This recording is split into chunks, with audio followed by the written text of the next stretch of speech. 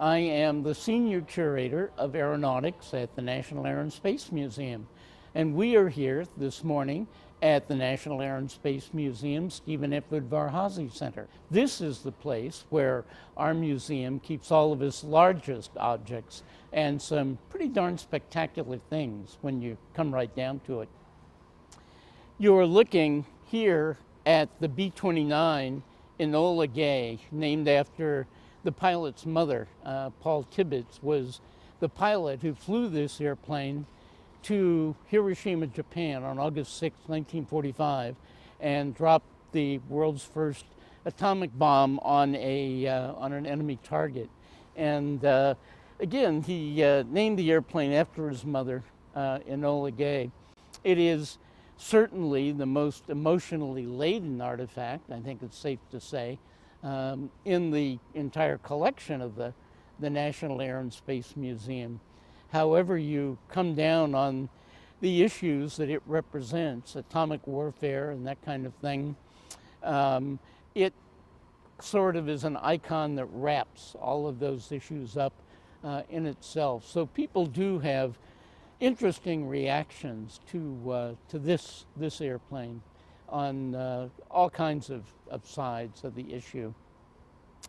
It is a B-29 that was built not by the Boeing company, which designed the B-29.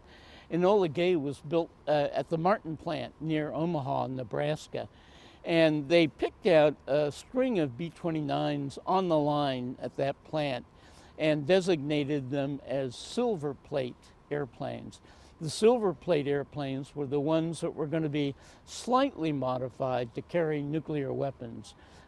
They removed all of the armament from them with the exception of the tail gun, and they made some other modifications. They had to change the bomb bay a bit to be able to fit either the uranium bomb or the plutonium bomb, Fat Man. And so this is one of the silver plate B-29s. The B-29 boxcar, which dropped the bomb on Nagasaki 3 days after the Hiroshima bomb, has also been preserved. It's at the U.S. Air Force Museum in Dayton, Ohio. Again, as I said, Paul Tibbets was the pilot of the airplane, and he was the guy who had actually created the 509th Composite Group that was created specifically to deliver atomic weapons on designated targets.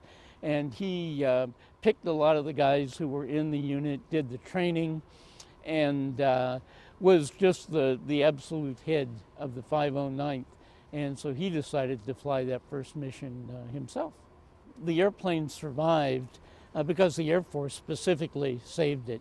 When it came back from the Pacific, it was in operational Air Force hands for a little while, and then it was shipped out to the desert for a while to be specifically preserved, and ultimately it was delivered to an Air Force base here in Washington, where it remained for quite a while. It had been designated for the Smithsonian Institution as one of the historic aircraft that had fought and won World War II. And we ultimately moved it to our Paul Garber Center and began restoration of it there, and then moved it here to the Hazy Center when we opened this building.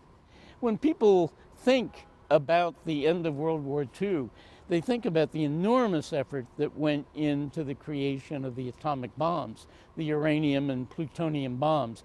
And it was an enormous effort, with facilities in New Mexico, in the state of Washington, in the state of Tennessee, thousands of people involved. But in fact, what they seldom consider is the fact that in addition to building the bombs, you had to have an airplane that could deliver it. And the creation of the B-29 was a project actually bigger than the creation of the atomic bomb.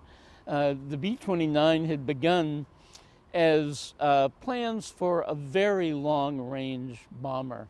And ultimately, Boeing got the contract to build it, Boeing had built the B-17, and so they came up with the notion of the B-29.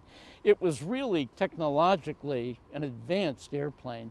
It was the first military bomber to be pressurized so that the crew in the cockpit and in the cabin behind the cockpit and in the tail gunner's position, they were in a shirt sleeve environment. It was a pressurized airplane. It had a special electronic fire control system, not on the Enola Gay, which didn't have all the defensive armament that normal B-29s had. On a normal B-29, one crew member sitting in a blister back in the airplane could control guns all over the airplane with a special electronic system that General Electric had developed for Boeing, for the airplane. So it was an extraordinarily advanced aircraft to deliver that historic weapon.